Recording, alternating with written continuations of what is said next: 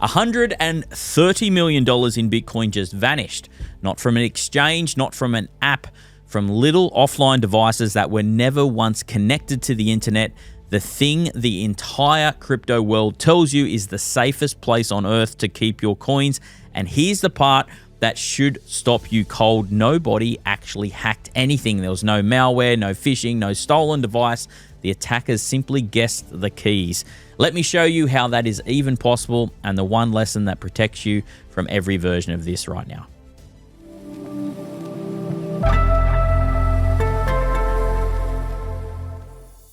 Welcome to the New Rich Academy weekly briefing. I'm Troy Harris. This week is not about price. It is about something more important, which is keeping the coins you already own. So we have 10 minutes. Let's get going. So here's the story. There's a hardware wallet called ColdCard. This was made by a Canadian company, I believe it was called ColdCard, who are well-respected, Bitcoin only, the kind of device serious people buy specifically because they've decided to do everything right and get their coins off exchanges. It's a small gadget that holds your keys offline, it's air-gapped, and it's away from the internet. So it ticks all the boxes, you would think, right? Well, starting on the 30th of July, that promise unfortunately was broke because in one sweep, 41 minutes, an attacker drained over 1,000 Bitcoin, over 1,000 Bitcoin, around $70 million in current costs, around $70 million US dollars from nearly 1,200 wallets. And that was just the first wave. Within days, it climbed past 100 million. That's right, 130 million spread across at least a dozen different attackers, all piling in once the door was found. So once that door was open, they all started going in. Now, Bitcoin analytics firms like Galaxy Research, they tracked most of it on chain, and another firm as well. They confirmed the numbers were roughly right. And crucially, this is not a flaw in Bitcoin itself. So this is something that I've been saying a lot to people this week who have been very worried about it. I'm like, this has got nothing to do with Bitcoin. Bitcoin continued and still is working perfectly. This was simply a flaw in one company's device. But the victims are exactly the people who thought they'd done the careful and responsible thing. One person reported losing $1.6 million in just minutes. So, how do you guess a Bitcoin key, you're probably wondering? Well, because normally you just can't guess a Bitcoin key. That's the whole point of Bitcoin, right? Your secret recovery phrase, those 12 or 24 words, it's supposed to be built from pure randomness. So much randomness that if every computer on the planet guessed for billions of years, they would never ever land on your particular key. Now that's not a lock, that is a lock with more combinations than there are atoms in the galaxy, right?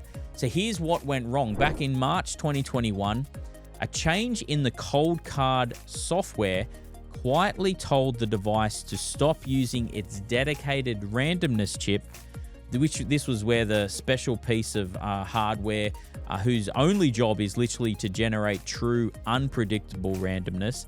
Instead, it fell back to a predictable software shortcut. Once again, like I said before, this has got nothing to do with Bitcoin. This was simply one company's error. And that shortcut built the secret phrase out of things that could be worked out, like the device's own serial number and its internal clock. So the phrases stopped being needles in a galaxy-sized haystack, right? Because that's literally what we were talking here. They ended up becoming more like needles, say, in a smaller garden shed. Instead of the intended level of randomness, some of these seeds had a tiny fraction of it. And once attackers realized that, they did not need to touch anyone's device. They just generated all the likely phrases, checked each one against the public blockchain to see which held money, and then swept the funds. One security researcher put it perfectly when they said that they didn't break into the safe. They pretty much worked out how to cut the keys at scale. And the twist that should genuinely make you think, the company's own boss suspects nobody found this by hand at all. His theory is that someone pointed an AI at years of the publicly available code and the machine spotted the flaw that a human had missed for half a decade. Whether that's exactly right or not, that's just the era that we are living in now. Now, the practical part, and this is the bit almost every headline from this week that I saw got wrong. So if you own one of these devices, please listen closely. A lot of the coverage told people only one model, which I believe was the MK3, was at risk.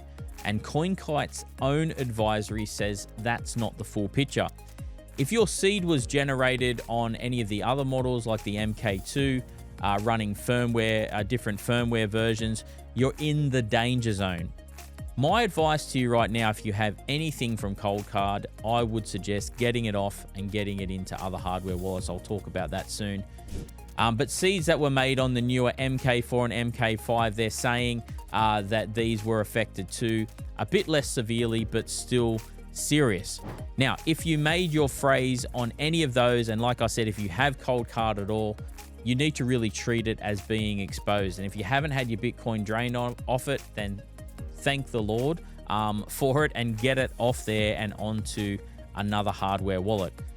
Updating the firmware does not fix it. The weakness is backed into the phrase itself. So you need a brand new phrase and you need to move your coins to it. But two groups walked away completely fine, and this is the whole lesson of the episode in a very small form. Group one, anyone who, when they set up their wallet, added 50 or more of their own dice rolls, which is what ColdCards use. ColdCard lets you roll physical dice to inject your own randomness. Those people put real human, unpredictable randomness back into the phrase. So even with the broken chip, their guesses were never, ever able to be guessed by anyone. Now, group two, most people running a strong, unique passphrase on top of their phrase. That's kind of an extra secret word that only they know, which creates a whole separate wallet. The guess phrase just simply can't reach on its own. Sit with those two groups. What do they have in common? Well, the people who survived were the ones who did not trust a single source of safety. They added a second layer of safety. Hold that thought and remember, because it is the entire point here. Because this hack, it lit a fire under the oldest argument in crypto, which is, should you hold your own coins or should you leave them on an exchange? A well-known Bitcoin analyst, and some of you may know him, and I've quoted him before, Willy Woo, he posted some numbers, and the founder of Binance, CZ, he actually amplified them and said out loud what a lot of people were actually thinking. Maybe exchanges are statistically safer than actually holding it yourself.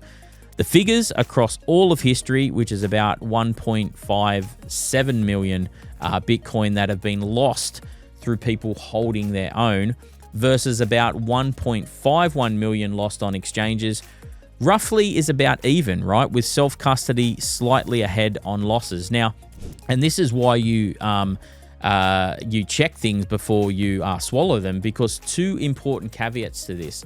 First, those numbers are from a report finished back in December last year. They don't even include the ColdCard hack, which we just had.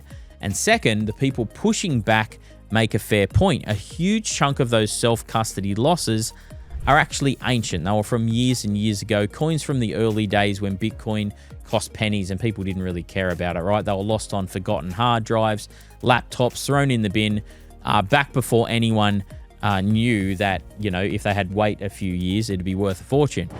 The argument on the other side is that the exchange losses, meanwhile, keep piling up in the modern era.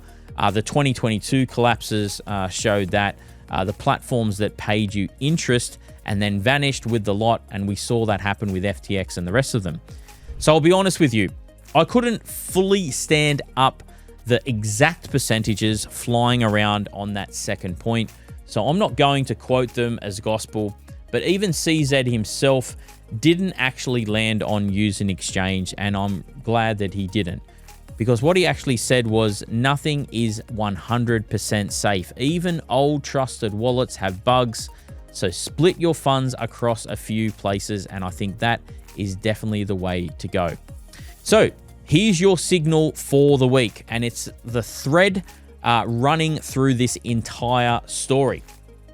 Everyone is arguing about which single basket is safest. Exchanges versus hardware wallets, my device versus your device, and the ColdCard hack proves that the wrong question, right? That is entirely the wrong question, because one line of code in one product took down every affected owner of that one brand on the same morning. So if everything you own sits behind a single point of failure, it doesn't matter how good that point is, because the day it breaks, you lose everything at once. So this is once again a great insight to realize that you really should have your coins spread out over multiple wallets if you truly want to be 100% safe. Look at who actually survived this, not the people who found the perfect wallet, because there's no such thing. The people who survived added a second independent layer, which was either their own dice or a separate passphrase. And the loudest voice in the whole debate, which was CZ, the Binance founder, he landed in the exact same place from the other direction. Don't put it all in one spot. Spread it across methods, spread it across different brands, so there's no single point of failure that can take the lot. This is the same lesson from a few weeks back when the biggest Bitcoin holder alive got forced into a corner because he only had one move, right? When we talked about what Michael Saylor did. One move is fragile. One basket is fragile. One device that holds your Bitcoin only is fragile. The new rich don't chase the perfect single answer. They build so that no single mistake, theirs or someone else's, can ever wipe them out. So I've got one action for you this week, and it is unusually concrete. And if you own a ColdCard, it is urgent. Go and check which device and which firmware version you have. Like I said before, if you have a ColdCard, which remember was made by CoinKite, even if you want to check their official advisory on their own website, don't check a random post. Don't just base it off from this podcast. Go to CoinKite's official advisory. If you are on an affected version and you didn't use dice rolls or a strong passphrase or anything like that, and you still have your coins there, please move your coins to a freshly generated wallet ASAP. Okay? Take your time. Of course, do a small test send first. Never type your recovery phrase into any website. I know I'm just saying things I've said a million times, but please don't do anything silly. And if you don't own one of these, the principle still lands. Look honestly at wherever your money lives, all of it, and ask one question. If this single thing failed, where it all is, how much do I actually lose? If the answer is everything, then you have found this week's job. You need to diverse and get that out onto different devices. The comment of the week is, so you're telling me nowhere is safe, Troy? Well, not quite, mate. What I'm telling you is that nowhere is safe. It is if it is the only place. So if you only have it all in the one place, then no, that place is not safe. Two decent locks beat one perfect one, okay? That is a crucial thing that you need to know. I'll say that again. Two decent locks beat one perfect one every single time. So subscribe so next week's feed lands in your feed as well. I'm Troy Harris. I hope you have a great week. Look after what you've built, and I'll see you next week.